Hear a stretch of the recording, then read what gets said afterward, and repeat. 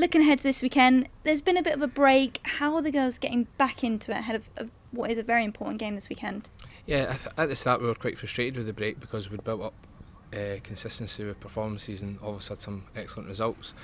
So although we were frustrated to start with, it's actually been a bit of a blessing in disguise because it's allowed us to sort of rehab some injuries properly instead of just getting girls through from week to week and patch them up and getting them through games. It gives us a chance to properly work on them. So most of our injuries have cleared up.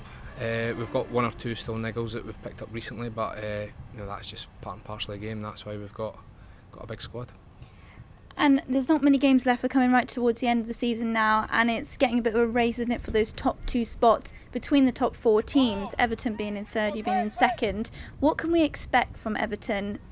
Yeah, I think there's a lot of pressure on Everton. A defeat for either club would not help their promotion prospects, but I think especially a defeat for Everton would make it very, very difficult for them to go up.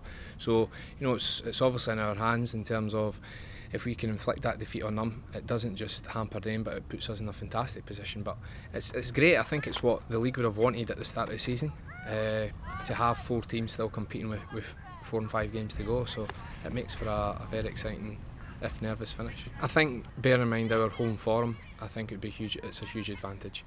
I think Everton will be quite worried about coming here because one of our home form, 2 because it's us, and I still see us as being viewed as the top team in the league, and 3 because there's so much pressure on them to not lose the game.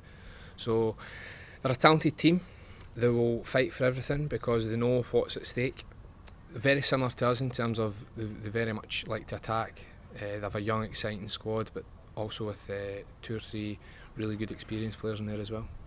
And preparation-wise, obviously you've had the friendly, it was closed door, but against Reading, what positives can you take from that game? Yeah, we actually just watched, before training today, we watched the first 17 minutes of the game up until when we lost a goal. And for the first 17 minutes I thought we were really good. We focused on 4 different areas of the game, and I think, or I'm certainly hoping the girls take a lot of confidence out of that opening spell. And then it's about learning from things such as how do you react to losing a goal or just a mistake. I think we've got to be a little bit more emotionally stable. I think it's because it's a young team, they very much play with their emotions depending on losing a goal or scoring a goal. So I think we need to sort of balance that off a little bit better. But yeah, a lot of positives to take from it, and it's set us up well for the game. And injury-wise, any injury updates? Yeah, there's a couple of little knocks that we're hoping to go into the weekend match with a full squad to choose from. There are 2 or 3 that we're nursing through training just now and slowly bringing them back in after a bit of time out. Lauren Dykes is close. She got some game time for Wales actually at the weekend.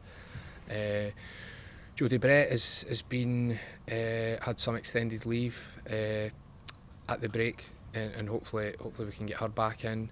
Georgia Evans got some time off last week as well. So yeah, we're hoping it's enough to clear everybody's aches and pains and get them back on the pitch for Saturday.